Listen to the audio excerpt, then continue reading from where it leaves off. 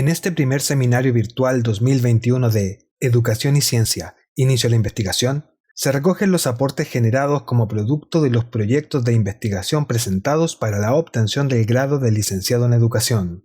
En esta oportunidad virtual, responde a la inquietud de querer compartir las experiencias en un contexto que, sin lugar a dudas, ha sido de pandemia.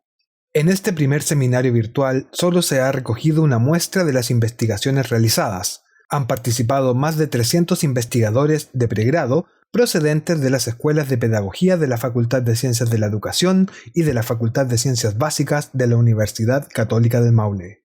Las investigaciones que se exponen por sus propios autores recogen una parte de este mosaico inquieto y siempre bullente de nuevas impresiones hoy presentes en esta muestra virtual, la que se ha articulado de manera libre y transversal alrededor de las distintas áreas educativas que actualmente son presentadas, porque nos preguntamos: ¿cuál es el objetivo de la educación? ¿Qué queremos conseguir con la educación de las personas? Teniendo siempre en cuenta la importancia de los retos a los que nos enfrentamos, la educación debería ser considerada como agente del cambio sociocultural y no simplemente un eje de la economía o un transmisor de valores culturales. En otras palabras, ¿está teniendo la actual educación para la sostenibilidad un impacto en el cambio de comportamiento y actitudes? Veremos si las preguntas que nos hemos hecho poseen respuesta teniendo en cuenta las presentaciones que compartimos e invitamos a ver. Así nace nuestro eslogan que corona esta actividad: creando conocimiento, una educación sostenible, realizado en la Universidad Católica del Maule, organizado por el Departamento de Fundamentos de la Educación y presentado por su coordinador, profesor Carlos Villegas Muñoz.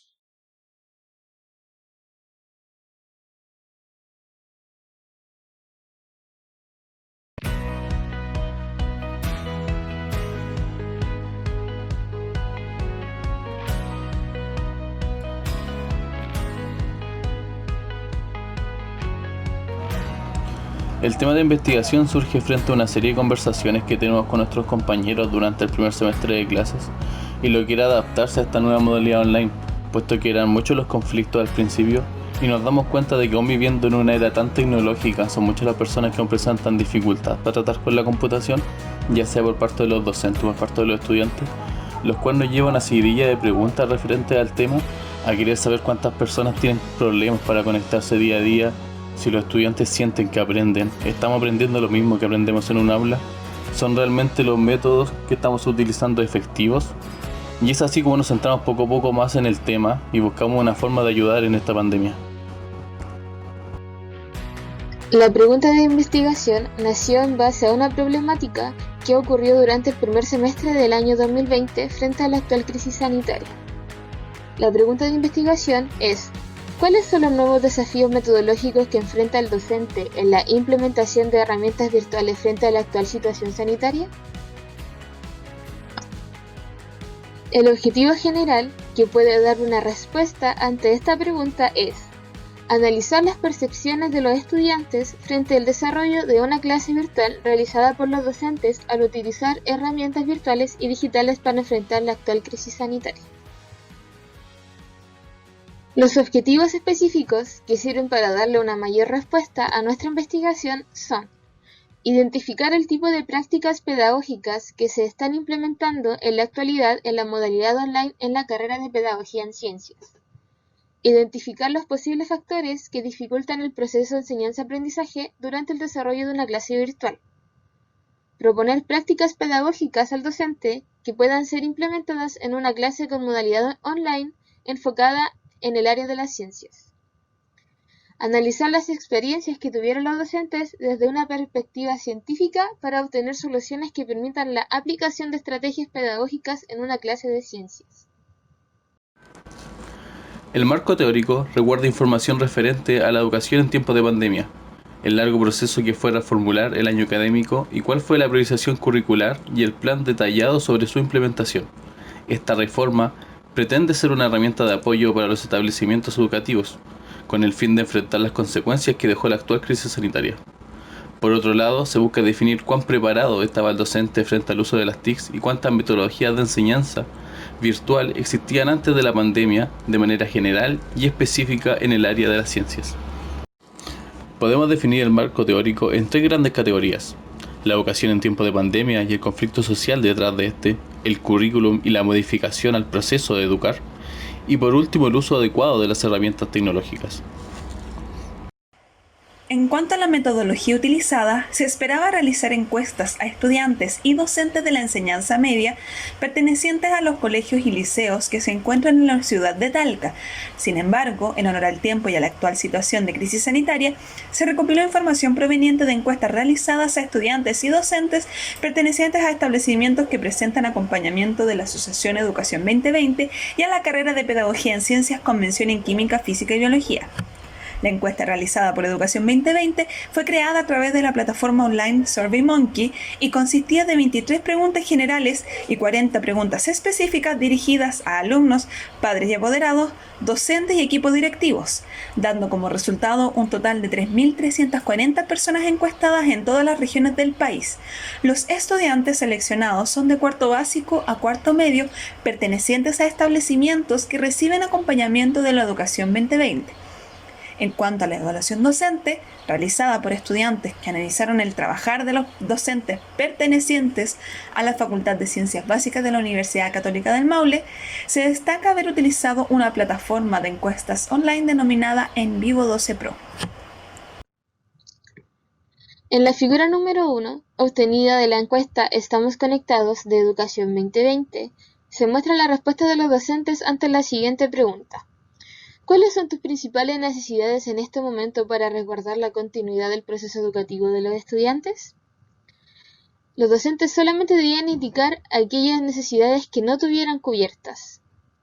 El 40,8% de los docentes indica no tener las competencias digitales necesarias para poder realizar una clase con modalidad online, mientras que el 35,7% indica no poseer una buena conexión a Internet. Un 34,5% no posee un espacio adecuado para la realización de su trabajo, mientras que un 16% indica no poseer computador. En la figura número 2, también obtenida de la encuesta Estamos Conectados de Educación 2020, se muestra el grado de acuerdo y desacuerdo que presentan los docentes ante la posibilidad de innovar en metodologías educativas en tiempos de cuarentena por COVID-19. El docente debía responder si estaba en desacuerdo o de acuerdo ante esta afirmación. Un 29% de los docentes indica que está en desacuerdo ante la posibilidad de innovar. Esto incluye los que están muy en desacuerdo y en desacuerdo. Mientras que un 71% de los profesores indica que está de acuerdo ante la posibilidad de innovar frente a la situación que se vive actualmente. Las preguntas realizadas en la evaluación se encontraban numeradas bajo la escala del 1 al 5, en donde 1 es muy malo y 5 es muy bueno. Los resultados que se muestran en pantalla son expresados como un promedio para cada dimensión. Además de estos resultados, también se cuenta con un instrumento de percepción que entrega la posibilidad al estudiante de otorgar más antecedentes sobre lo que ocurre en su proceso de enseñanza-aprendizaje en situaciones de cátedra, al preguntar si recomendaría o no al docente y el porqué de esta decisión. Las opiniones de los estudiantes fueron organizadas como categorías generales y ordenadas en función de su frecuencia. El gráfico que se muestra en pantalla muestra todas estas categorías. Al analizar los resultados obtenidos en la encuesta realizada por Educación 2020, se destaca que un gran porcentaje de los docentes encuestados no presentan competencias digitales. Este es un valor alarmante, ya que los docentes deberían presentar estas competencias para prepararse ante cualquier eventualidad que pueda ocurrir. Es por ello que es deber del establecimiento el poder trabajar en conjunto con los docentes para poder cubrir todas estas necesidades. Eso sí, gran porcentaje de estos docentes cuentan con la iniciativa para aprender cualquier falencia que se les presente. Es importante reconocer estas deficiencias ante su modelo de enseñanza-aprendizaje, ya que este conocimiento permite cubrirlas y erradicarlas para poder generar un ambiente más propicio y adecuado ante la situación en la que se ven enfrentados. En cuanto a la evaluación docente, se nos presenta un problema en cuanto a los métodos de evaluación que se realizaron en el curso.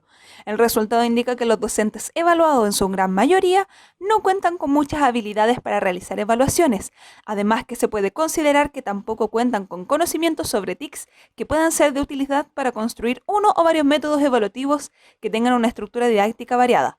Por otra parte, uno de los temas que más llevaron a no recomendar un profesor ha sido debido a la dificultad que presentan los estudiantes para comprender lo que los docentes intentan transmitir. Este aspecto resulta de ser de suma importancia, ya que una de las principales habilidades que debe adquirir el docente de ciencias es principalmente saber explicar con palabras lo que sucede en un mundo microscópico. A modo de conclusión, si se comparan las dos encuestas, se obtiene un común resultado. Los docentes no presentan las competencias necesarias para enfrentar la realización de la docencia vía remota o virtual, o su aplicación o implementación de las diversas estrategias metodológicas no resultan lo suficientemente significativas para el estudiante.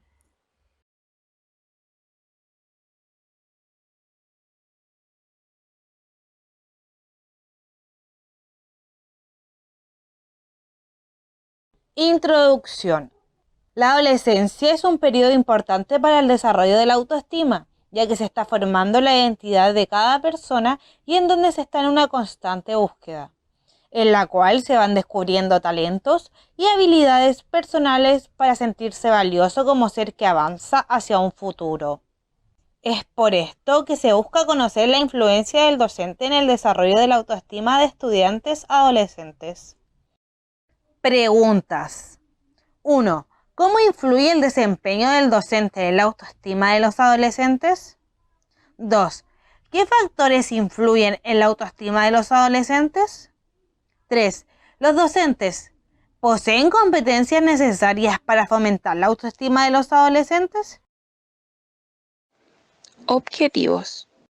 Objetivo general. Analizar la influencia del docente en la autoestima de adolescentes en etapa escolar. Objetivos específicos. 1. Identificar factores que influyen en la autoestima de los estudiantes adolescentes. 2. Describir el rol del docente en el desarrollo de la autoestima de los estudiantes. 3. Identificar las competencias necesarias del docente para fomentar la autoestima de los adolescentes. Marco teórico. ¿Qué se entiende por autoestima? Paneso y Arango, del 2017, indican que la autoestima es considerada como la valoración que se tiene de sí mismo. Involucra emociones, pensamientos, sentimientos, experiencias y actitudes que la persona recoge en su vida.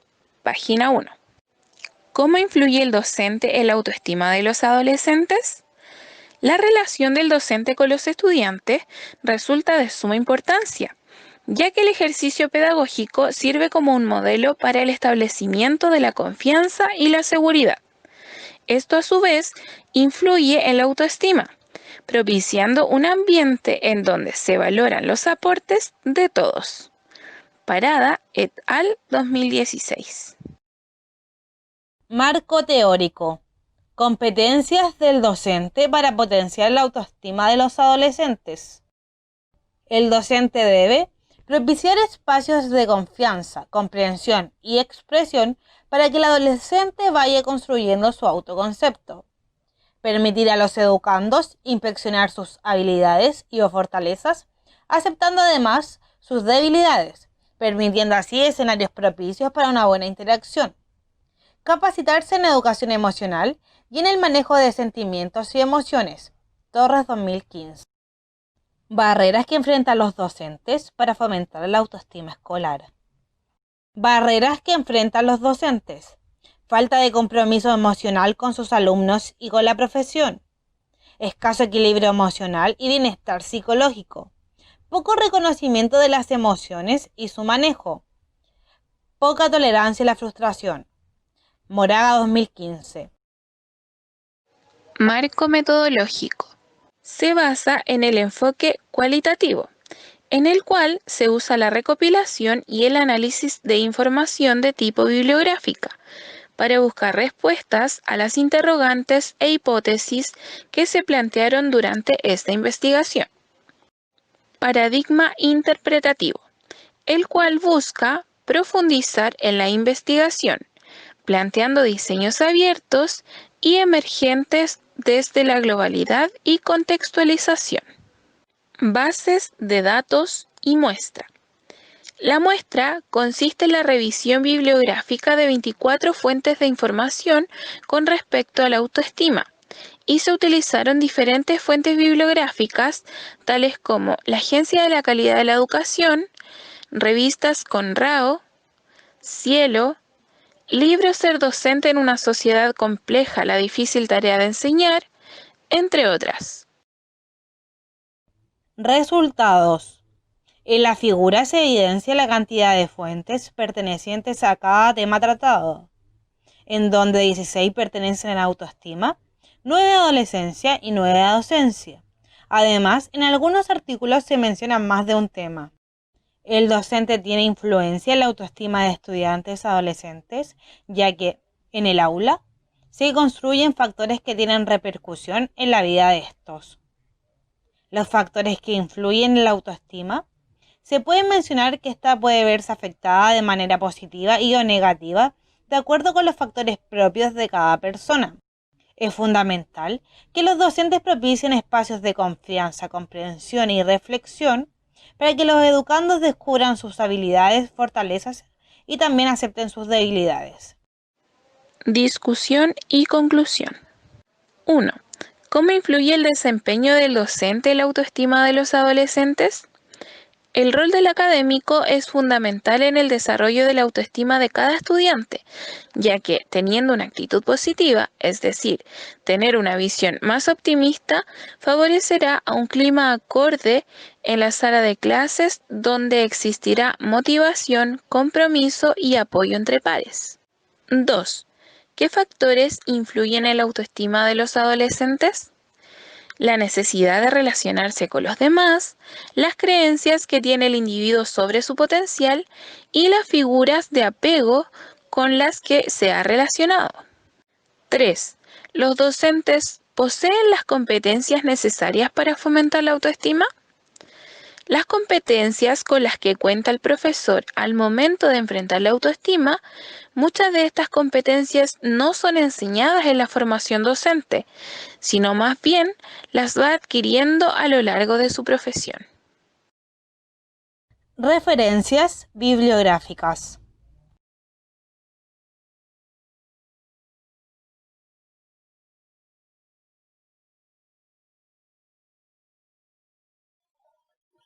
Hola, mi nombre es Solange Rocío Moya Tolosa. Yo pertenezco a la Universidad Católica del Maule, específicamente a la Facultad de Ciencias de la Educación, en la Escuela de Pedagogía en Lengua Castellana y Comunicación.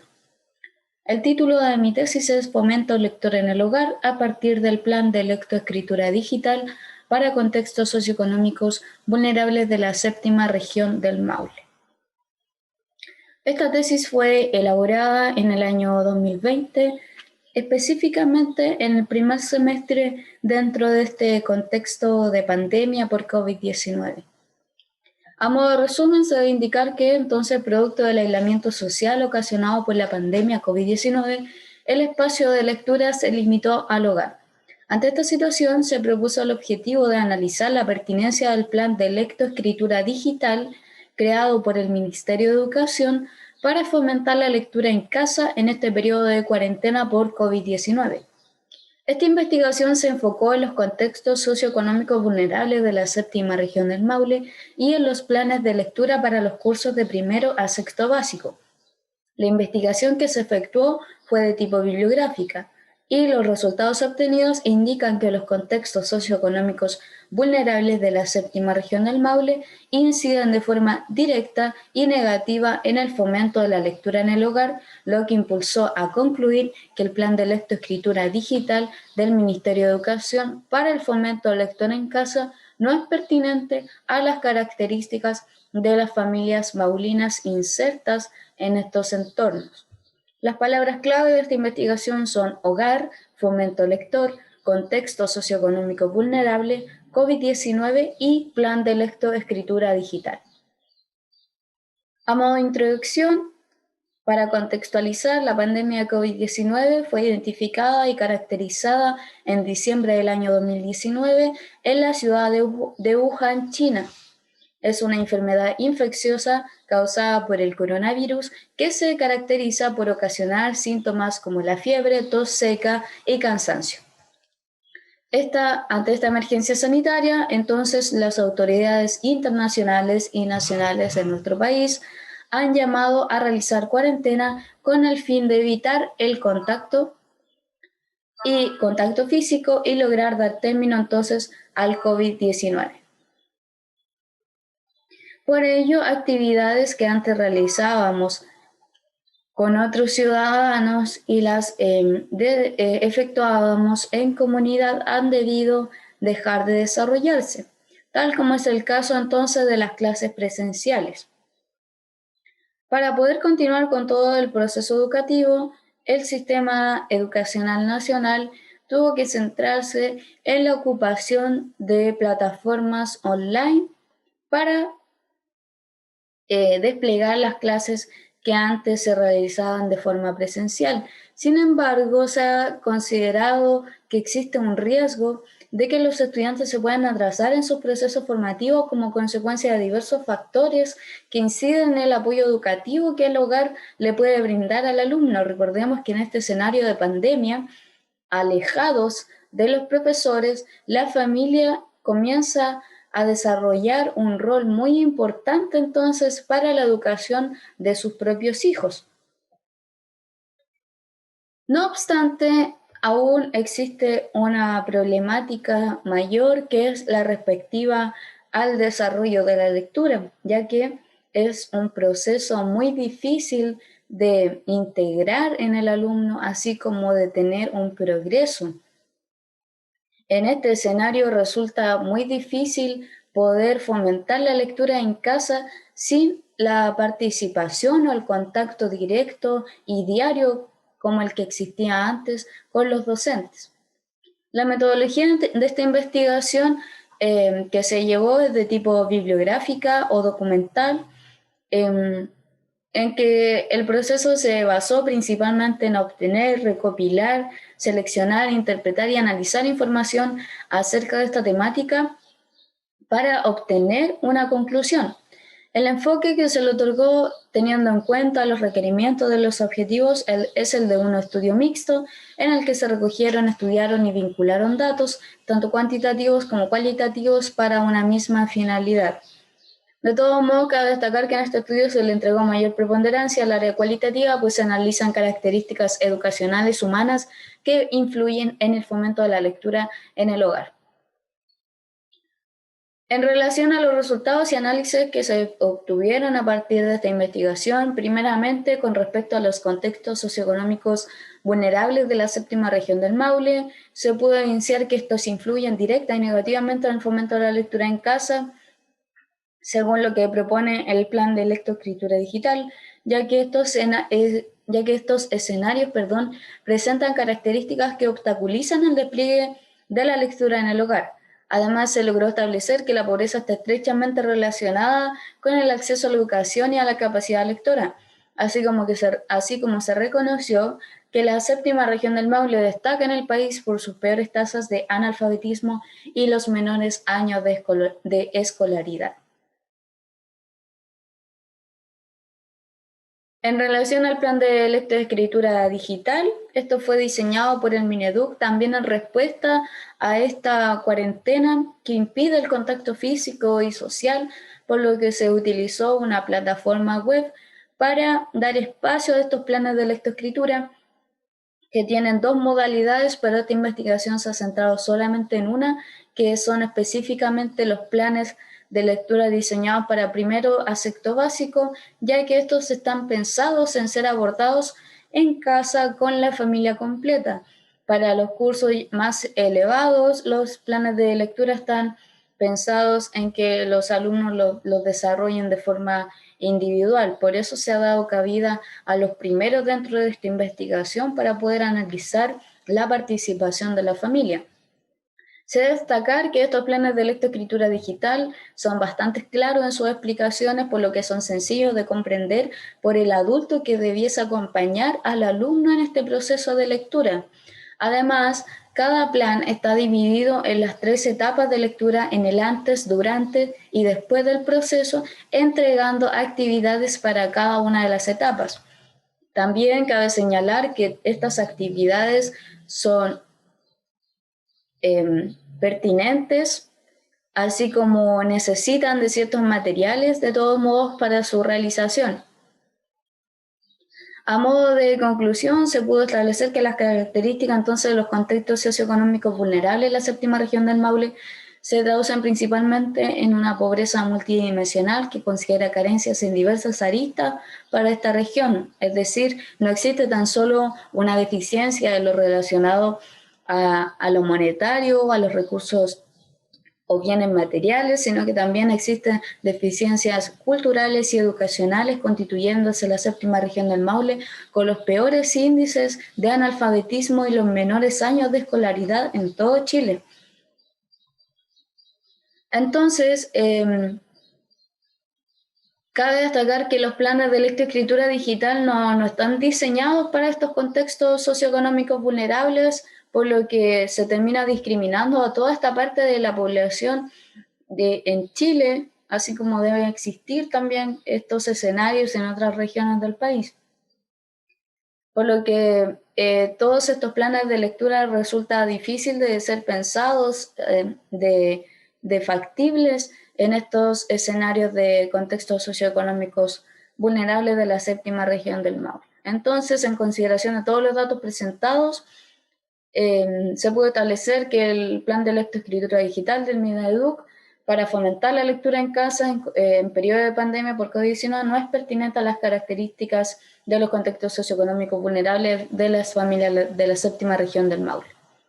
Las referencias bibliográficas y webgrafía principales, es el texto de Argote y Molina del año 2010, titulado Familia y la Escuela y su influencia en la formación de lectores para el mañana, así como se revisó el Informe de Desarrollo Social 2018 del MINDEFA, donde se pueden analizar estas características de los contextos socioeconómicos vulnerables en la séptima región del Maule, y también destaca el plan de lectoescritura digital diseñado por el Mineduc y que se puede obtener en la página web innovacionmineduc.cl.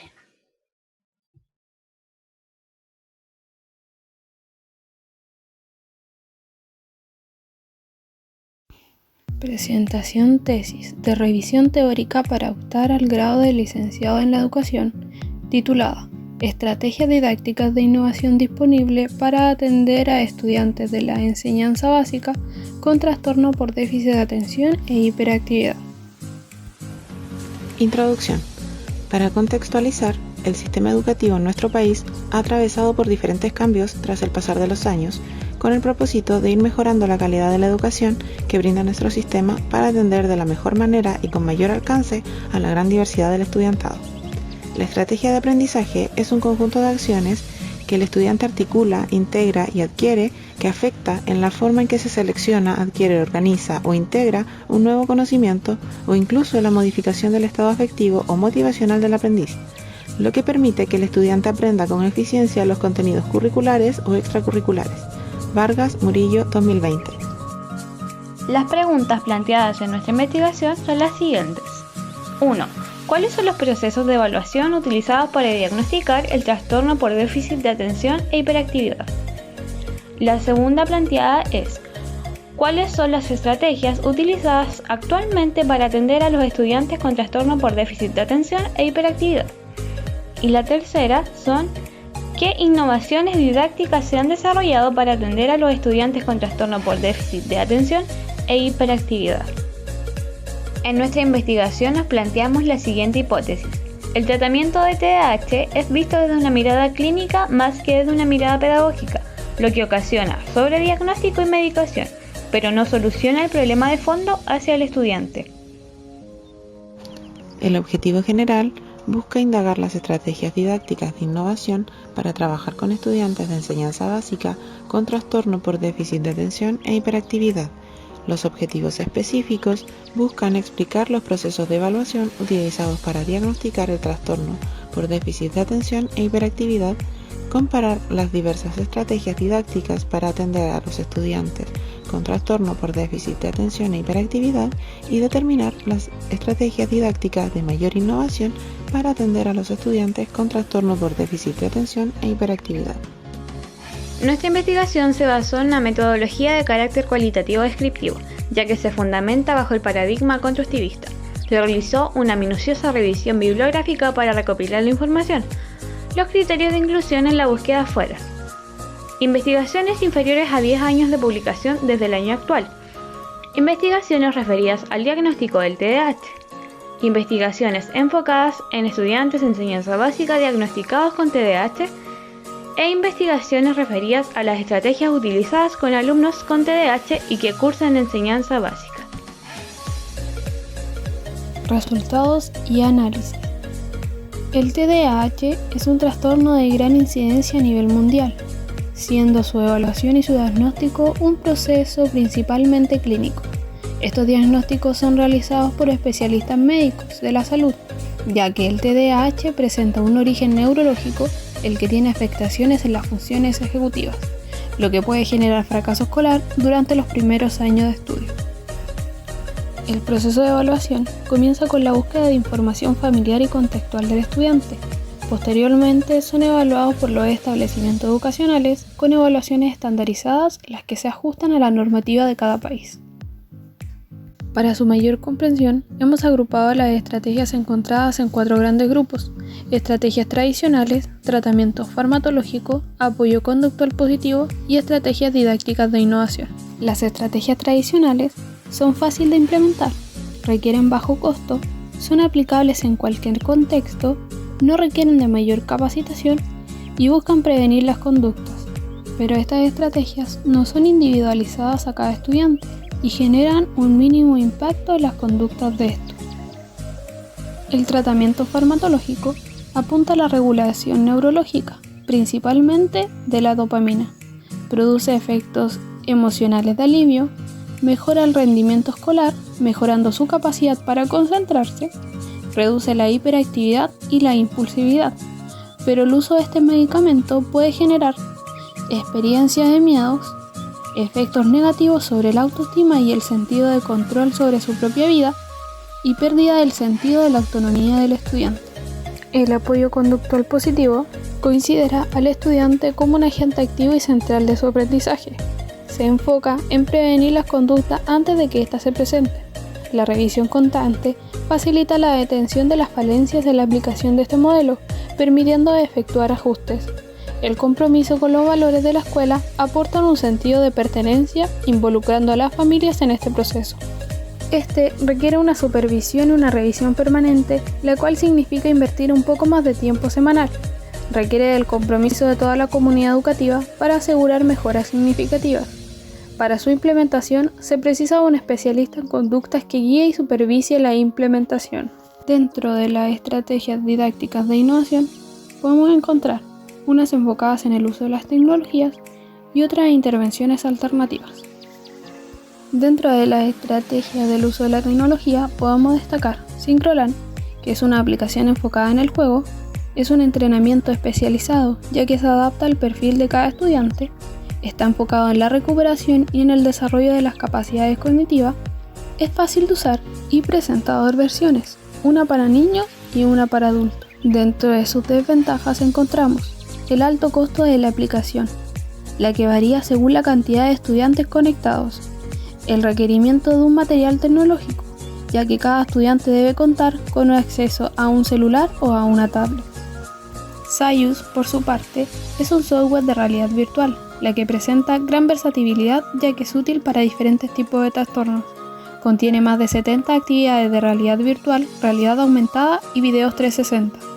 El sistema elabora un informe luego de cada intervención, para que el paciente y el profesional conozcan sus avances, generando gran confianza y compromiso en la terapia. Este, además, realiza un registro de respuesta fisiológica del paciente mediante biofeedback. Dentro de sus desventajas, debemos mencionar que esta plataforma debe ser utilizada por psicólogos y psiquiatras. Además, presenta un alto costo de su plataforma y del material necesario, ya que se requiere de gafas de realidad virtual y sensores de biofeedback. Dentro de las intervenciones alternativas podemos encontrar la musicoterapia, la que promueve el bienestar, mejora la capacidad de la memoria, beneficia la capacidad del aprendizaje y potencia la expresión de los sentimientos. Pero esta precisa de una capacitación para la intervención. Se necesita de un profesional competente y requiere de un material especializado. La estrategia de meditación Mindfulness reduce el estrés, optimiza el aprendizaje, beneficia las relaciones interpersonales, mejora la autorregulación emocional y favorece la atención y la disposición de los estudiantes. Pero esta requiere de personal competente y se necesita de una capacitación para su intervención. Otra estrategia utilizada es la equinoterapia, donde presenta grandes estímulos sensoriales, potencia las habilidades sensoriales, responde a las necesidades de la autoestima, integra al estudiante a un contexto de la hípica y esta es una actividad que se encuentra fuera del contexto escolar. Pero esta es de gran costo, ya que requiere de un personal competente, requiere de animales entrenados y se precisa de un ambiente adecuado para su terapia. Otra estrategia es el ejercicio aeróbico. La actividad física de intensidad moderada y corta duración muestra mejora en la concentración y en la atención. Es un complemento de la terapia farmacológica. Mejora las estrategias fundamentales del movimiento, estimula los neurotransmisores y favorece la plasticidad sináptica, la velocidad del proceso cognitivo y el control inhibitorio. Pero esta requiere de una intervención constante y sistemática, y es una estrategia que precisa la implementación de otra estrategia. Conclusiones de la revisión teórica. Tras la revisión de la literatura, se destacan 4 puntos importantes. Primero, el diagnóstico es un proceso clínico, el cual es sustentado por su origen neurológico, lo cual requiere de una evaluación médica. Segundo, existe una controversia en el uso del medicamento como uno de los principales tratamientos a nivel escolar, lo cual a día de hoy en nuestro país impulsa la creación de nuevas leyes que regulen el uso del medicamento al interior de las escuelas. Tercero, que a nivel internacional se están desarrollando investigaciones que mejoran las intervenciones con estudiantes de TDAH, ya que hay gran cantidad de información que está en idioma inglés u otros idiomas. Cuarto, que se están buscando nuevas formas de intervención para alumnos con TDAH. Podemos encontrar estrategias tradicionales del uso de tecnologías, medicación, estrategias conductuales, dentro de otras.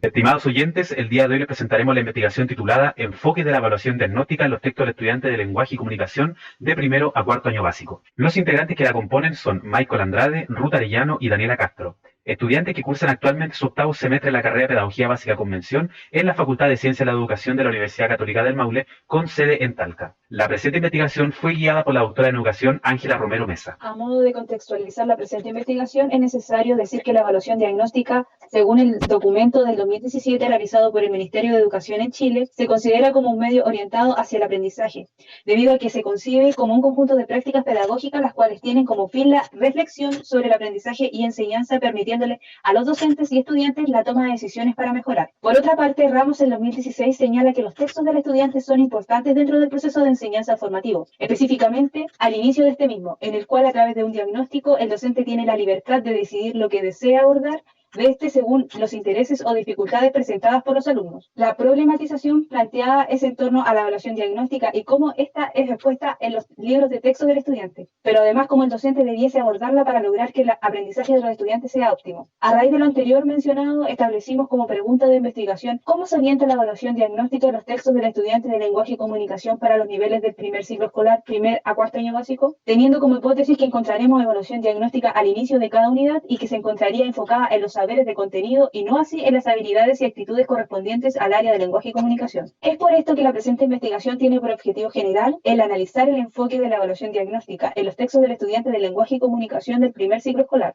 derivando de este 3 objetivos específicos que ayudan a esclarecer el objetivo antes mencionado.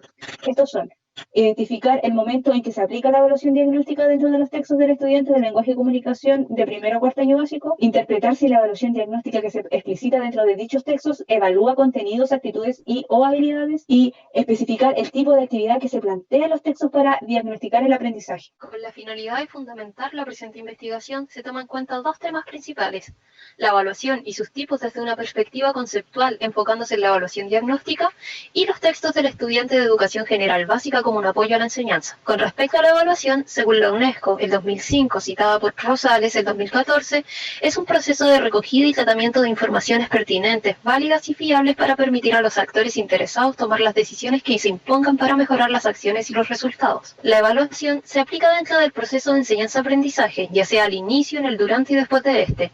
Al principio de este se le otorga el nombre de evaluación diagnóstica, la cual, según Sánchez, el año 2018, dice que es un tipo de evaluación que tiene el fin de esclarecer el nivel de conocimiento, habilidad o actitud del estudiante, permitiendo al profesor realizar adecuaciones curriculares. En el desarrollo de dicho proceso se le denomina evaluación formativa, la cual, según Fernández, el 2017, es llevada a cabo por alumnos y profesores, valorando dónde se está, dónde se quiere llegar y proponiendo en cada momento las vías y estrategias oportunas para conseguir la meta. Y en el final de este proceso se apoda como evaluación sumativa, dado que, según De la Orden y Pimienta, el año 2016, se caracteriza por centrarse en el producto final, certificando los aprendizajes logrados por los alumnos a través de instrumentos objetivos como pruebas escritas u orales y la valoración cuantitativa de estas. Los tipos de evaluación antes mencionados pueden ser ejercidos por diversos evaluadores, por ello es necesario tener en cuenta la conceptualización de estos y su modo concreto de utilizar.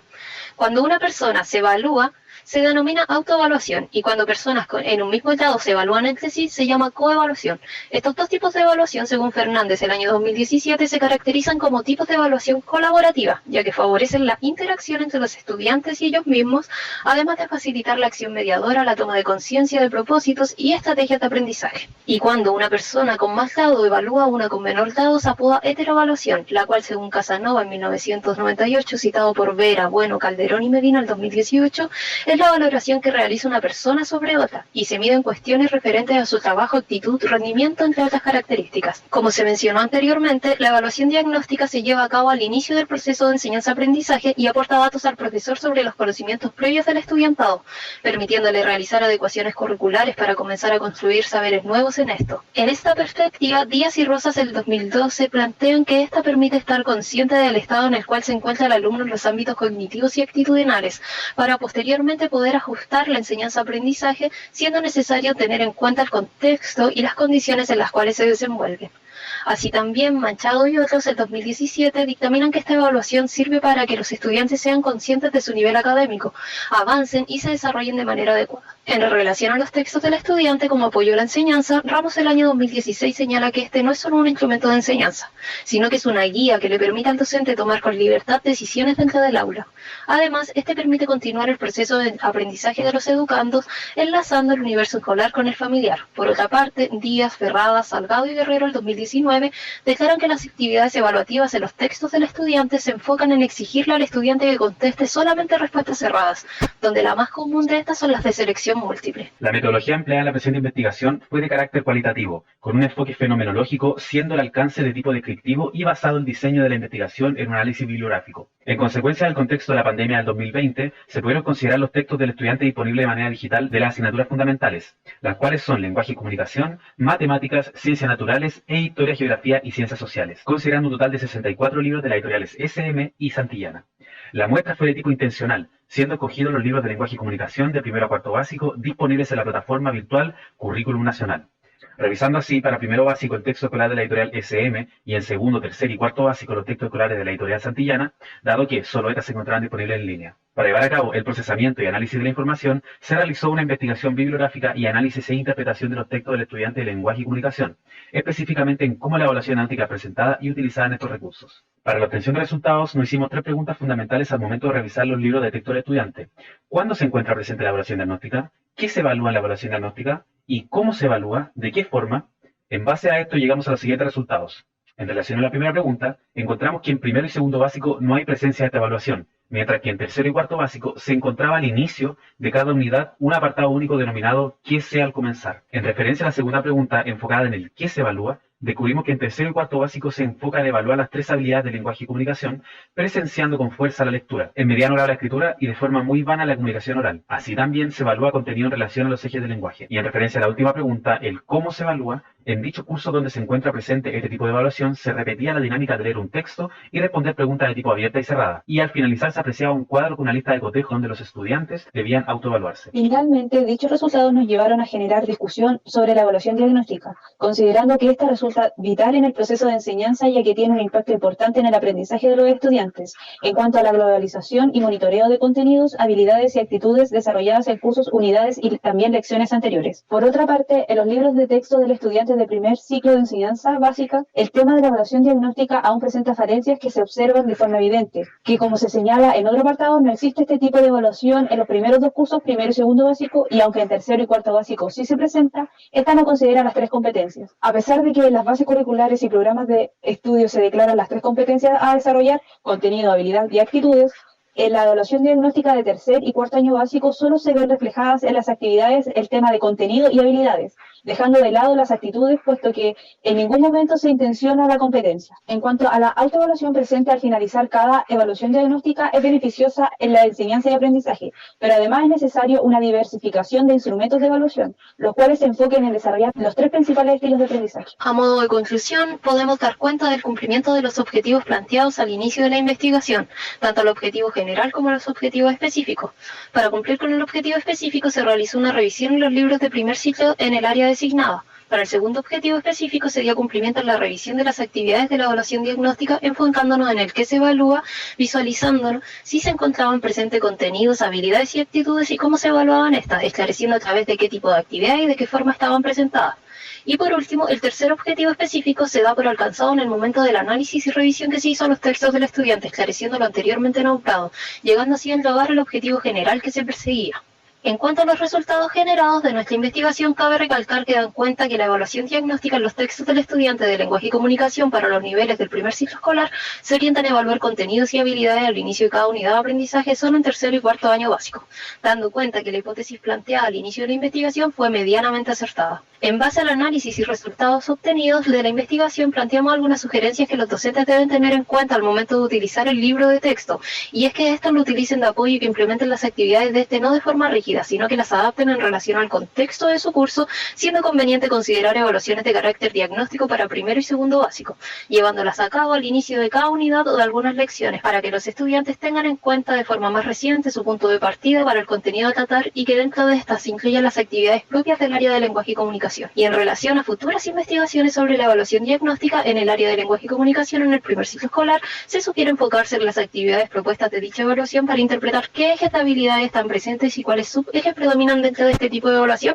para tener en cuenta cuáles alegar como docentes. Sin más que añadir, muchas gracias por visualizar nuestra presentación.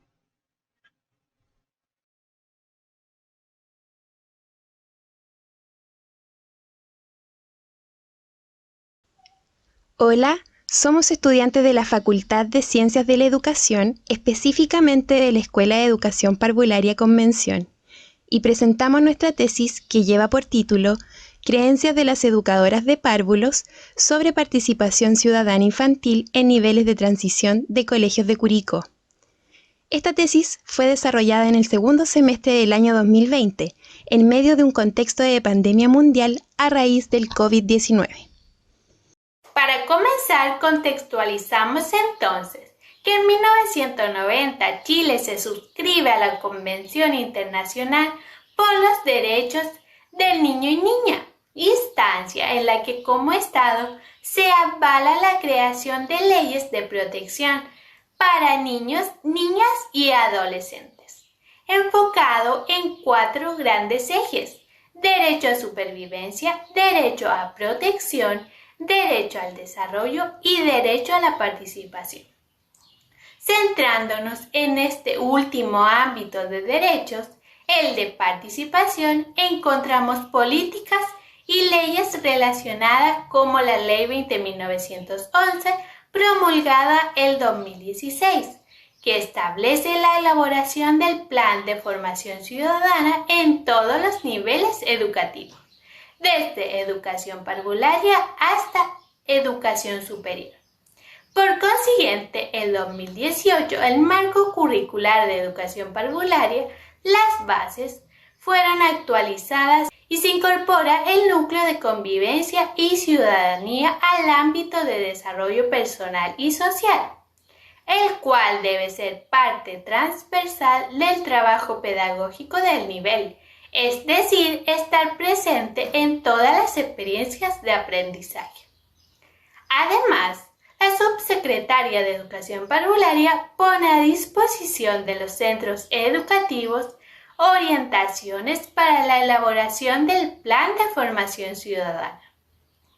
No obstante, en 30 años desde la Convención no se han producido grandes avances en términos de participación ciudadana infantil a nivel sociedad. Y considerando que durante el año 2020 vivimos un plebiscito que permitía modificar la Constitución del país y que contó con gran participación ciudadana adulta, cuestionamos: ¿es la población adulta consciente del derecho a participación de los niños y niñas? Y principalmente, ¿son las creencias adultas las responsables de limitar el real impacto de las políticas orientadoras en la participación ciudadana infantil?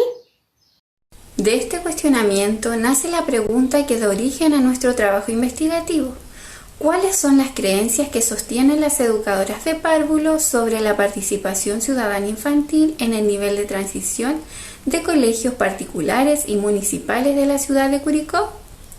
Por lo tanto, el objetivo general de la investigación es cuáles son las creencias que tienen las educadoras sobre la participación ciudadana infantil en los niveles de transición, del cual derivan 3 objetivos específicos que consisten en: primero, identificar las creencias de las educadoras de párvulos de transición sobre la participación ciudadana infantil. 2. Definir los elementos compartidos y los elementos diferenciados que hay entre las creencias de las educadoras de párvulo del nivel de transición sobre la participación ciudadana infantil. 3. Categorizar y analizar las distintas formas en que se conjugan las creencias de las educadoras de párvulo sobre la participación ciudadana infantil del nivel de transición. Respecto al marco teórico que sustenta esta investigación, nos abocamos en definir algunos conceptos acordes como creencias. Las creencias están conformadas por 3 componentes: cognitivo, afectivo y conductual. Pajares, 1992. Es decir, se relacionan con lo que conocemos sobre un tema, las emociones que nos evoca, y allí nace la acción que tendremos frente al tema. Participación ciudadana, entendida como proceso de compartir las decisiones que afectan la vida propia y la vida de la comunidad en la cual se vive. Es el medio por el cual se construye una democracia. Hart, 1993. Participación ciudadana infantil. Sinclair señala que para entender la participación ciudadana infantil hay que considerar algunas dimensiones: la oportunidad de interacción entre educador-niño, la toma de decisiones en las que se involucra al niño y en los procesos a largo plazo en los que se ven relacionados. Educación parvularia y participación ciudadana infantil. Como mencionamos anteriormente, existe la promulgación de la Ley 20.911 en el año 2016, la cual establece la creación del Plan de Formación Ciudadana con sus respectivas orientaciones. En 2018, en la actualización del marco curricular, se revela un enfoque de niños y niñas como sujetos de derecho, lo cual significa que los niños y niñas tienen que ser reconocidos y respetados en sus derechos, con igualdad de condiciones que los adultos, con reconocimiento de su participación como sujetos activos de cambio dentro de todos los espacios sociales en que se desarrollan, y se incorpora el ámbito de convivencia y ciudadanía con sus respectivos objetivos de aprendizaje. En tanto, Roger Hart, como uno de los principales pioneros en participación infantil, distingue una serie de peldaños por los cuales ascienden niños y niñas para llegar a lograr una participación real y consciente, considerando los primeros peldaños como participación falsa. Estos 3 peldaños son manipulación, decoración y participación simbólica, y los que involucran participación real son información, consulta, iniciada por los adultos pero niños y niñas luego deciden, iniciado y dirigido por niños y niñas, e iniciado por niños y niñas compartido con personas adultas. En esta investigación surge el paradigma interpretativo bajo el diseño ciberetnográfico, que consistió en, primeramente, la selección de la muestra, 8 educadoras de párvulo de nivel transición que se desempeñan en colegios municipales y particulares de Curicó. Luego, aplicación de entrevistas estructuradas a la muestra seleccionada. Luego, transcripción y categorización de las respuestas, de la cual surgieron 8 categorías. Luego, análisis de las categorías resultantes y finalmente la formulación de las conclusiones.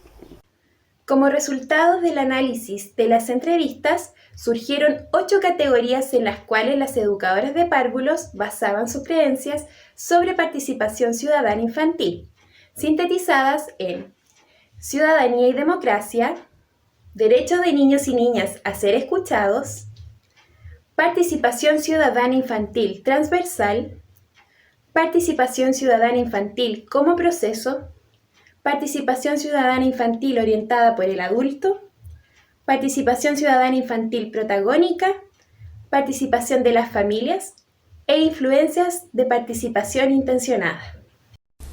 Finalmente, los hallazgos obtenidos de esta investigación corresponden a que las creencias de las educadoras de párvulos están mayoritariamente vinculadas a instancias de participación real, ubicándose en el 6º peldaño de la escalera de Hart, asociándose a proyectos que son iniciados por los adultos con decisiones compartidas con los niños, en donde se requieren de espacios para opinar, relacionarse con otros y tomar decisiones, existiendo de todas formas elementos diferenciadores como por ejemplo la creencia de que los adultos son los responsables de generar oportunidades de participación auténtica en el futuro, como contribución a su vida adulta, minimizando el enfoque de los niños y las niñas como sujetos de derechos que pueden participar desde su propia visión en asuntos que sean de su interés y que afecten su vida como ciudadanos del aquí y el ahora.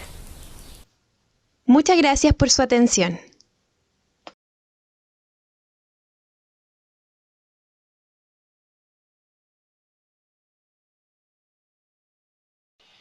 A continuación se presentará el seminario para optar al grado de licenciatura en educación titulado Impacto del Programa de Integración Escolar en el Sistema Educativo Regular Chileno. Presentan Estefania Pablaza, Ivania Lobos, María Mella y Daniela Villanueva con la guía del profesor Pablo Castillo.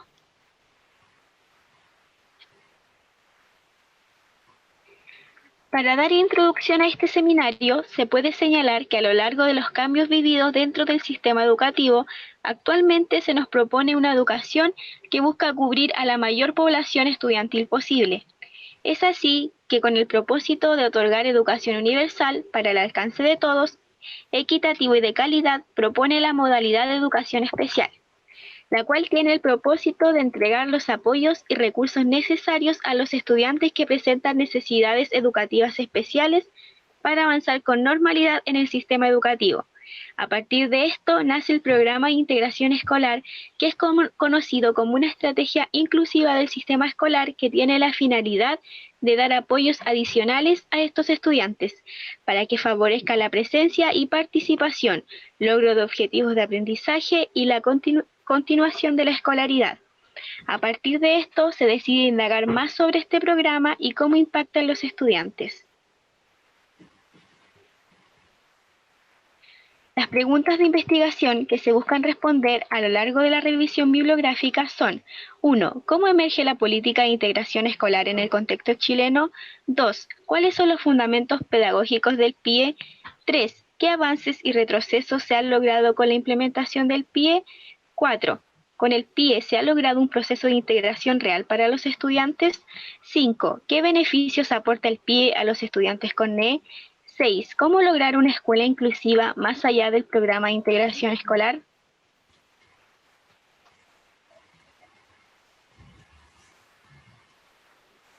Como objetivo general de nuestro seminario encontramos analizar el impacto del programa de integración escolar en la educación regular chilena.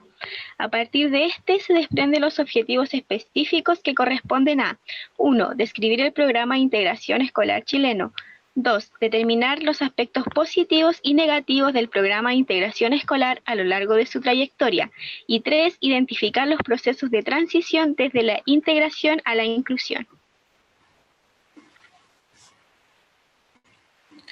En cuanto al marco metodológico, se utilizó el análisis cualitativo descriptivo, realizado mediante la revisión bibliográfica de variados artículos en base de datos tales como Google Académico, El Cielo y Dialnet, en los cuales fueron utilizados algunos términos booleanos que ayudaron a precisar aún más la búsqueda.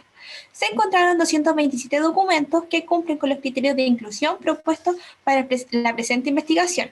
De esos, apliquemos criterios de exclusión, obteniendo un total de 8 artículos, seleccionados para el presente trabajo de revisión bibliográfica.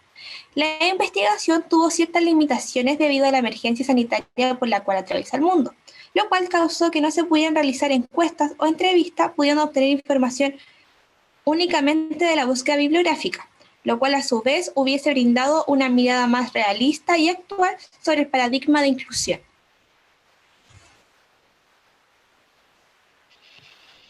Dentro del marco teórico, en el capítulo 1 se describe el programa de integración y su política educativa, considerando los hitos más relevantes desde el inicio hasta la actualidad. De ello se destaca, por ejemplo, el inicio de la educación especial en Chile y la creación de leyes fundamentales sobre educación, igualdad e inclusión en los últimos años. El capítulo 2 describe la implementación del programa de integración escolar y su evaluación. De esto se desprenden conceptos, características y organización del programa, procedimientos, miembros que participan y sus roles, además de analizar un estudio en relación a la implementación del PIE y los resultados que se han obtenido. Por último, en el capítulo 3, sobre el tránsito de la integración hacia una escuela inclusiva, se da a conocer los conceptos de integración e inclusión educativa, aspectos a considerar y poner en práctica para lograr que un establecimiento sea inclusivo y el avance actual de este en el país.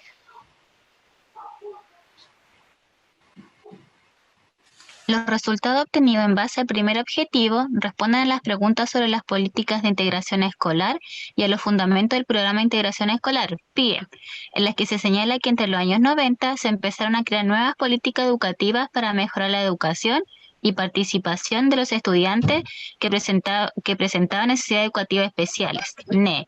Y luego este proceso se consolida con la creación del PIE, que basa su fundamento en el informe Warner, el principio de integración y la Declaración Mundial de Educación para Todos.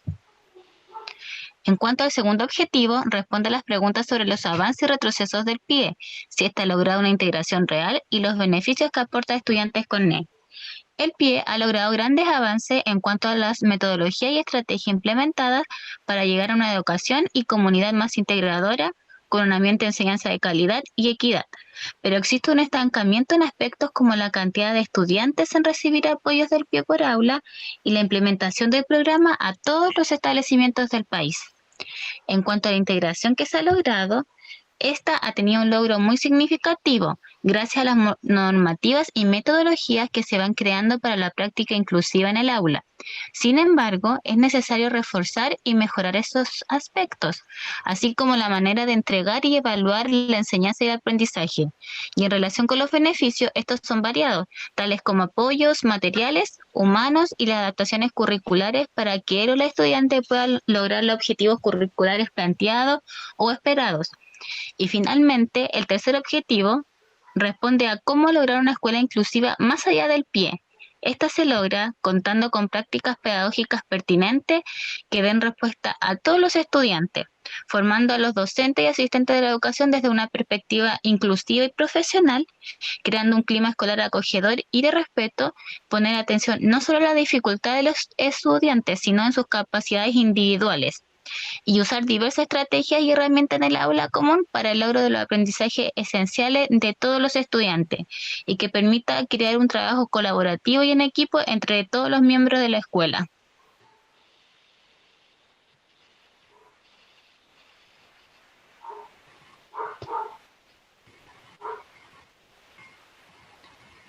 Para concluir el trabajo realizado, se señala la importancia que tuvo en el impacto de los estudiantes y su familia. La implementación y desarrollo del PIE dentro de los establecimientos educacionales regulares ha generado un gran impacto, tanto en los estudiantes que asisten a él como en sus familias, logrando una mayor participación y reducción de barreras para el aprendizaje.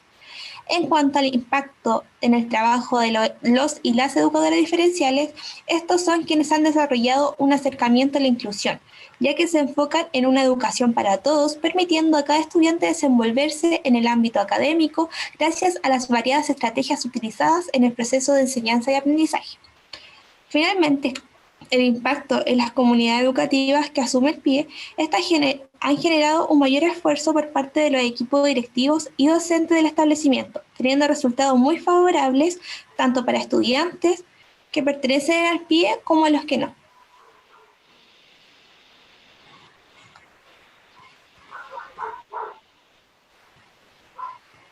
A continuación se presenta la referencia bibliográfica utilizada en el trabajo. Muchas gracias por su atención.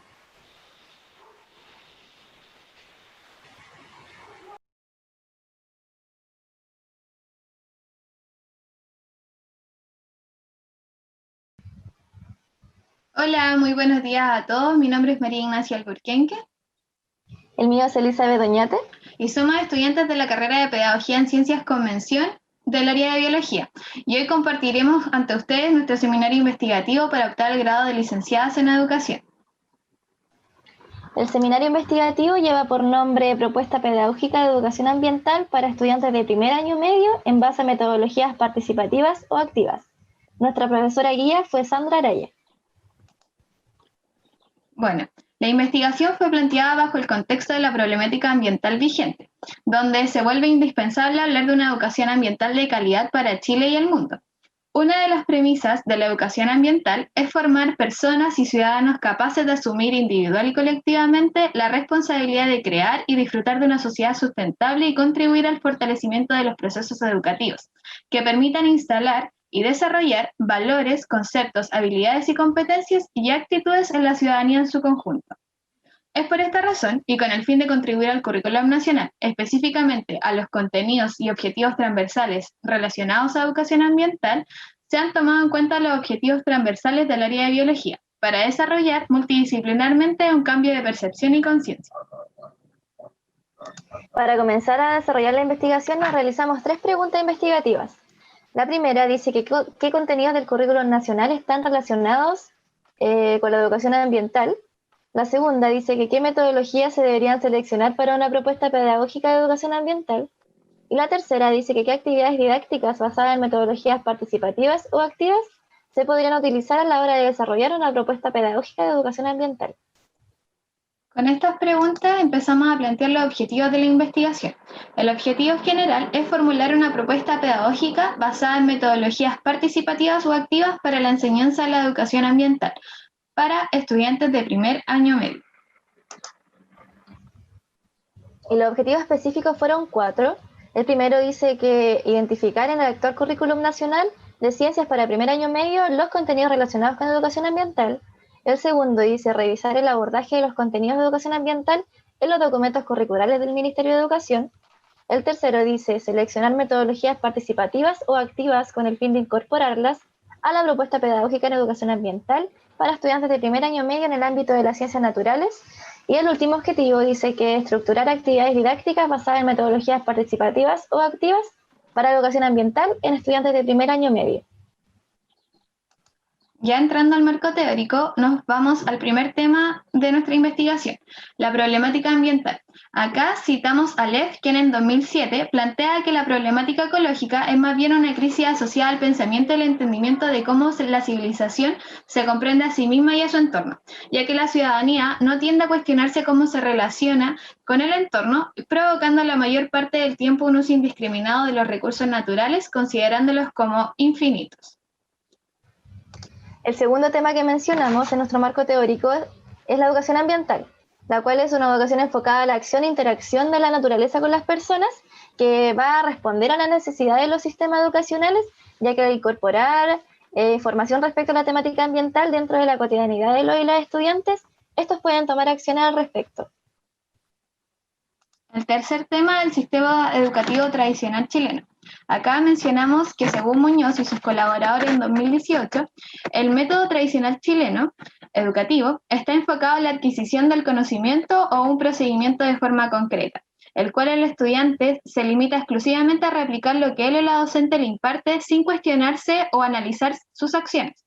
A raíz de esto, se lograron plantear algunas reformas gracias a la Revolución Pingüina del año 2006. A raíz de este movimiento estudiantil chileno, cambió la estructura del marco curricular, que definía objetivos fundamentales o contenidos mínimos obligatorios por objetivos de aprendizaje transversales. El cuarto tema son las bases curriculares. En este apartado hacemos referencia a los documentos de apoyo para la función docente que entrega el Ministerio de Educación, quienes han elaborado materiales como libros de apoyo para el docente, planes y programas, y las bases curriculares. En relación a las bases curriculares, según el Ministerio, estas van a buscar dar lineamientos a los y las docentes para desarrollar en sus estudiantes conocimientos, habilidades y actitudes relevantes que los van a vincular con su identidad cultural y a la vez los va a contactar con el mundo globalizado. El cuarto tema es la educación ambiental en Chile. Acá citamos a Esquela, quien en 2000 es una autora quien realiza un análisis respecto a la educación ambiental acá en Chile y menciona que existen elementos que determinan la temática ambiental del país, como por ejemplo que la política económica sostenida es por un sistema neoliberal que provoca daños ambientales irreversibles. Hay políticas públicas con enfoques medioambientales que se desarrollan de manera lenta y hay una falta de interés de los y los ciudadanos con respecto a las problemáticas ambientales vigentes. El sexto tema que tocamos en nuestro marco teórico es la metodología participativa y activa, donde se dice que la enseñanza debe ser una acción diseñada bajo una estructura y planificación. Él o la docente debe diseñar actividades que permitan comunicar a los estudiantes los contenidos del currículum de manera que estos puedan expresar adecuadamente un aprendizaje. Para esto, Sánchez y Hernández en 2014 definen que la metodología activa es una estrategia pedagógica que ayudará a promover la participación activa del estudiante en su proceso de aprendizaje.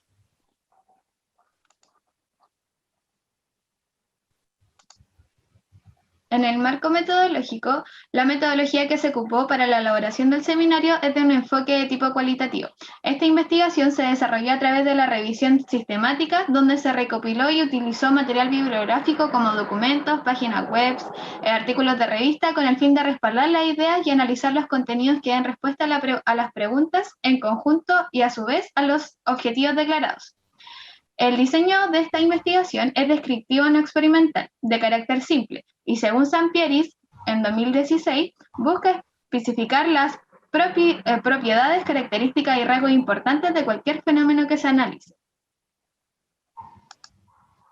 Como resultado, que a partir de la revisión bibliográfica y el análisis de los documentos del Ministerio de Educación, se diseñó una propuesta didáctica donde fue necesaria la revisión de las asignaturas de Historia, Geografía, Ciencias Sociales, Lenguaje y Literatura, y también de Matemáticas, en donde se buscó relacionar alguna unidad de primer año medio en el currículum que pudiese vincularse con la educación ambiental para biología, y así poder ejecutar pequeñas actividades activas o participativas que tuvieran un objetivo en común, y estas se pudieran vincular multidisciplinarmente en dos áreas del conocimiento. La realización de la propuesta pedagógica se enfocó en la creación de una huerta escolar para estudiantes de primer año medio, donde además de adentrarnos en la biología, se buscó la conexión con historia, lenguaje y matemática. Se realizaron planificaciones multidisciplinares con actividades orientadas al objetivo en común. Son actividades sencillas con enfoque participativo y donde se trabaja además de un área particular de cada asignatura, se vincula con el conocimiento ambiental. Las metodologías participativas o activas que ocupamos en historia fue la metodología activa del aprendizaje más acción, ya que se ejecuta una actividad social. En matemáticas trabajamos con la metodología del trabajo basado en equipos, ya que esta metodología mejora las habilidades de los estudiantes para aplicar los contenidos. También ocupamos pensar, emparejar y compartir, ya que aquí se plantean preguntas en las cuales ellos deben llegar a un consenso grupal y a desarrollar una reflexión para una respuesta. En el lenguaje ocupamos la metodología activa participativa de técnicas centradas en la escritura, específicamente para la edición entre pares y la escritura colaborativa. Ya en las conclusiones y discusiones finales, de esta forma vamos a poder decir que se identificaban los contenidos relacionados a educación ambiental en toda la educación secundaria con énfasis en primero medio, el cual el actual currículo nacional, si bien va a declarar habilidades y actitudes relacionadas con el modelo constructivista, estas no han sido manifestadas en su totalidad en los resultados esperados. Además, se realizó una revisión del abordaje de los contenidos de la educación ambiental en los documentos curriculares del Ministerio de Educación y a partir de esto se genera una reflexión que hace referencia a que los y las docentes no han desarrollado ideas o proyectos educativos que rompan con el esquema tradicional de una clase y por tanto no han utilizado metodologías innovadoras al momento de enseñar contenidos relacionados a los objetivos transversales. Y en relación a las metodologías participativas o activas, estas son reconocidas como una buena herramienta para adecuar estos aprendizajes o conocimientos esperados en actividades lúdicas, activas, colaborativas, donde el aprendizaje es generado principalmente por él y la estudiante, permitiendo que ellos y ellas puedan mantener una cercanía con el medio en el que viven y se desarrollan. Muchas gracias. Esta ha sido nuestra presentación. Muchas gracias.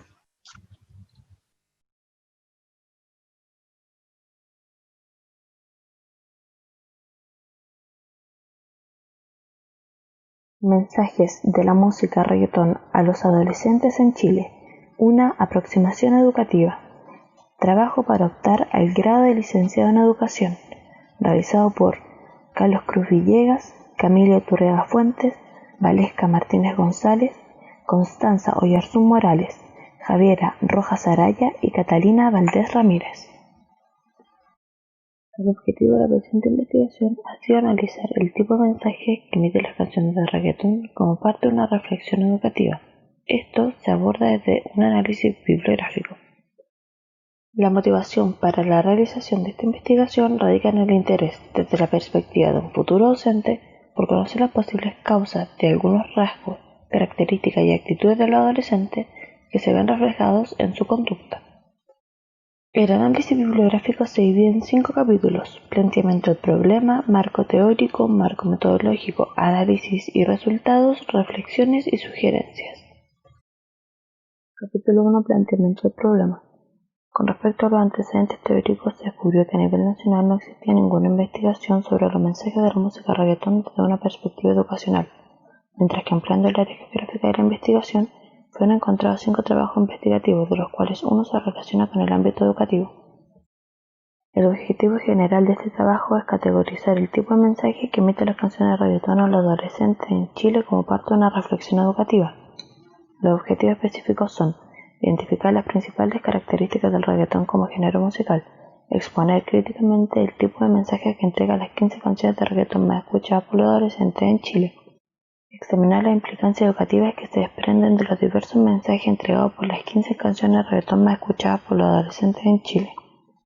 Las preguntas de investigación son: ¿qué características posee el reggaetón como género musical? ¿Qué tipo de mensaje entrega las 15 canciones de reggaetón más escuchadas por los adolescentes en Chile? ¿Qué implicancias educativas se desprenden de los diversos mensajes entregados por las 15 canciones más escuchadas por los adolescentes en Chile?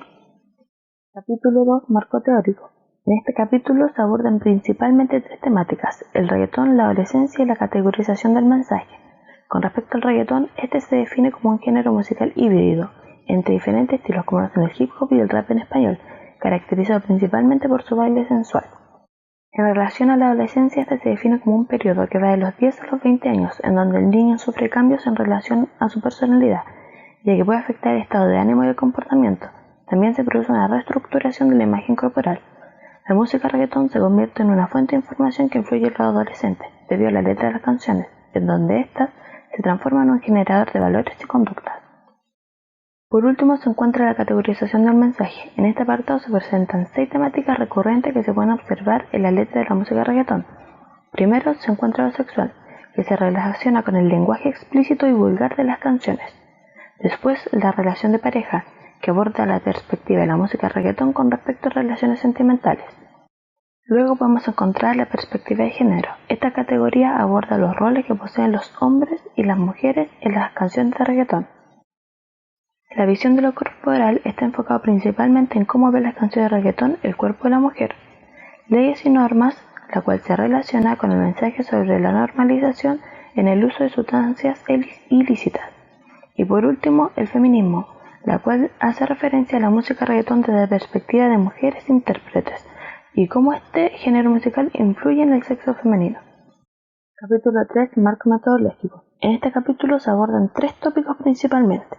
Primero, los elementos metodológicos, dirigido principalmente a que esta es una investigación dentro del paradigma cualitativo, de tipo análisis bibliográfico.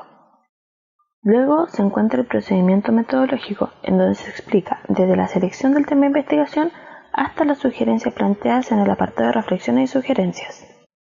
Por último se encuentra el insumo de análisis. Es aquí en donde se explica el criterio que se utilizó para la selección de las canciones a analizar, el cual se basó principalmente en la investigación de las canciones más escuchadas en Chile el año 2019, de las 2 plataformas de música más utilizadas, YouTube y Spotify. Luego se hizo una comparación de las canciones de reggaetón que se repetían en ambas plataformas y se realizó un listado de las 15 canciones más escuchadas en Chile el año 2019. Capítulo 4. Análisis y resultados.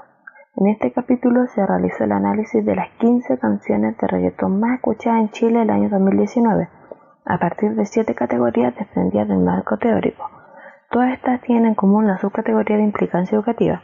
En este apartado se puede ver cómo la temática abordada en cada una puede influenciar en el aspecto de la vida de los estudiantes y por consiguiente su comportamiento y o rendimiento en la sala de clases.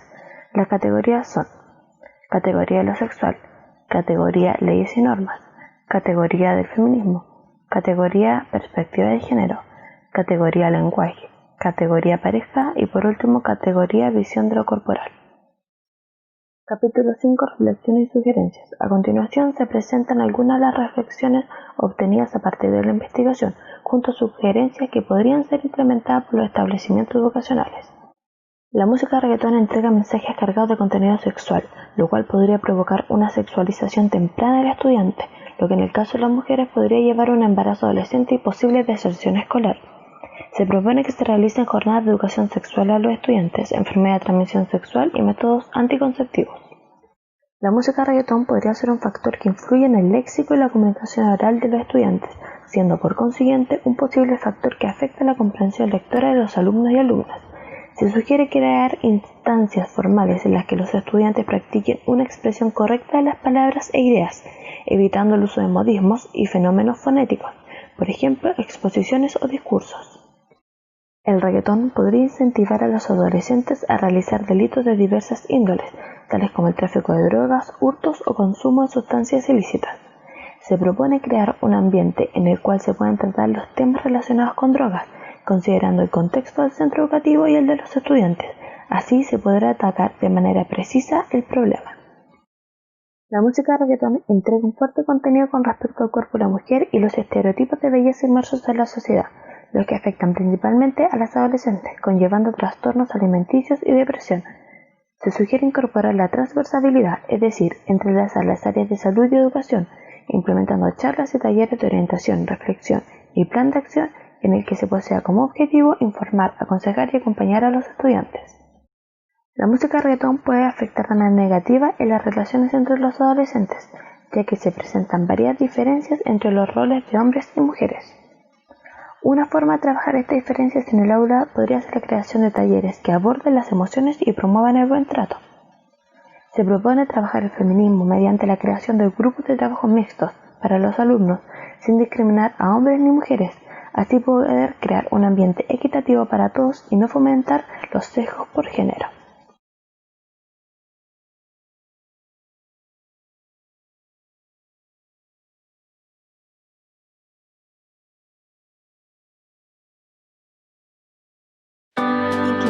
educativa de la población adulta migrante no hispanohablante en el sistema educacional chileno. La migración en Chile ha ido en constante aumento a través del tiempo, especialmente aquella población de jóvenes y adultos no hispanohablantes que ingresan al país en busca de una mejor calidad de vida. Preguntas de investigación. ¿Incide el nivel educativo de la población migrante no hispanohablante respecto a la comuna de residencia habitual? ¿Cuáles son los tipos de instituciones educativas que prevalecen en la comunidad migrante no hispanohablante? ¿A qué se debe el índice de deserción y reprobación en la población no hispanohablante residente en Chile? Objetivo general. Analizar el perfil educativo de la población adulta migrante no hispanohablante. Objetivos específicos. 1. Relacionar la comuna de residencia de la población adulta migrante no hispanohablante con su respectivo nivel educativo. 2. Identificar la tendencia al tipo de institución de la población adulta migrante no hispanohablante según su país de origen. 3. Interpretar la tasa de deserción y reprobación de la población adulta migrante no hispanohablante. Hipótesis. 1. Existe distribución comunal equitativa según nivel educativo de la población adulta migrante no hispanohablante. 2. Existe una relación en incremento de la tasa de deserción y reprobación en el nivel educativo básico y medio para jóvenes y adultos migrantes no hispanohablantes con relación a la población hispanohablante. 3. Existe una relación en el índice de deserción y reprobación en la población adulta migrante según su lengua nativa. Metodología. El estudio efectuado es de carácter cuantitativo descriptivo, llevado a cabo por la revisión exhaustiva de base de datos de migrantes otorgada por el Ministerio de Educación y el INEDEM, utilizando el software estadístico IBM SPSS Static 26 para analizar los datos de la muestra. El estudio tiene un diseño no experimental de tipo transversal correlacional, ya que se describió la relación existente entre dos variables en un momento determinado. Resultados. En cuanto a los resultados de la investigación, se obtuvo que, en cuanto a la distribución comunal de la población adulta migrante, existen notorias diferencias según el nivel educativo en que se encuentran. En el caso de la educación básica y media, alrededor del 50% de la población se encuentra con residencia habitual en 14 comunas, mientras que la educación superior concentra a sus estudiantes en tan solo 2 comunas consideradas como una de las con mayor ingreso per cápita. En cuanto a los tipos de institución al que accede la población migrante, se concluyó que la lengua nativa no es un factor determinante en el acceso a los distintos niveles educativos. Sin embargo, aquellos de habla hispana presentan mayores concentraciones de estudiantes que la población no hispanohablante.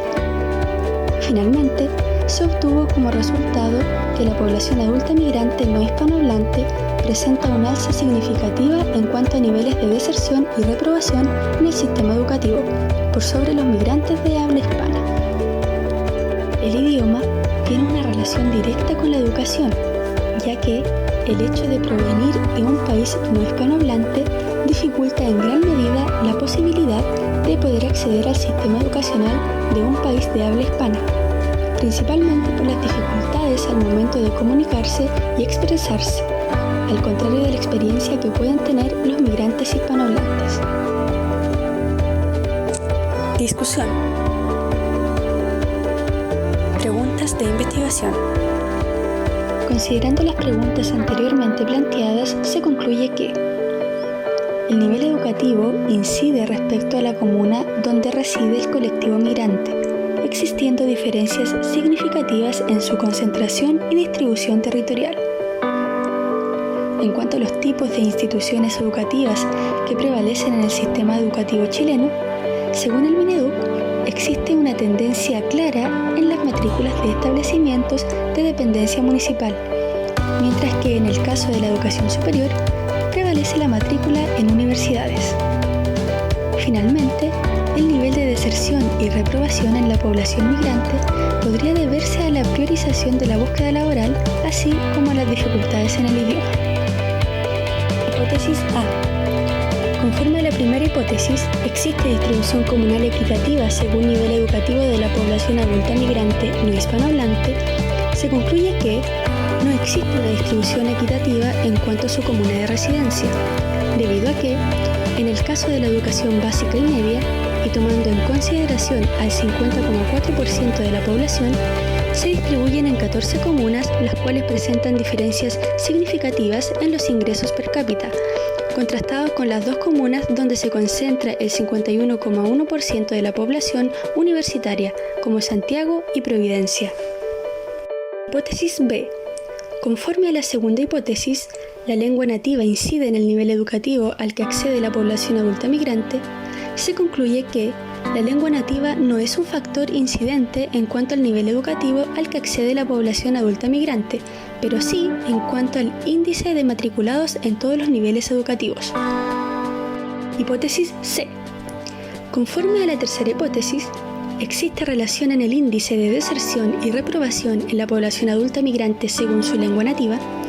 Existe una correlación directa entre las variables de lengua nativa e indicadores de deserción y reprobación, concluyendo que aquellos migrantes no hispanohablantes tienen una reprobación y deserción superior con relación a aquellos de habla hispana.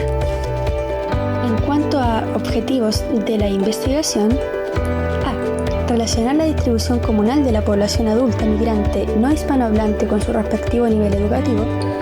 Lo más relevante del primer objetivo específico es que, debido al análisis de la población adulta migrante no hispanohablante según su distribución por comunas, permitió visualizar las diferencias significativas en torno al lugar donde residen los individuos conforme al nivel educativo donde se encuentran, lo que permitió distinguir las desigualdades socioeconómicas según el gasto fiscal comunal al año 2019. B. Identificar la tendencia al tipo de institución de la población adulta migrante no hispanohablante según su país de origen. La información extraída de la base de datos facilitada por el Mineduc permitió identificar que existe una tendencia en cuanto al índice de matrículas, principalmente en instituciones universitarias. Sin embargo, países como Haití, por el contrario, presentó mayor índice de matrículas en institutos profesionales. C. Interpretar la tasa de deserción y reprobación de la población adulta migrante no hispanohablante. Al interpretar los niveles de deserción y reprobación en todos los colectivos migrantes, permitió visualizar que a pesar de que todos los países presentan individuos que por diversos motivos abandonan o reprueban el sistema educativo, existe un alza en la población no hispanohablante que podría deberse, entre algunos motivos, a la priorización del ámbito laboral o a que los estudiantes migrantes con barreras lingüísticas tienen un rendimiento inferior a los estudiantes nativos.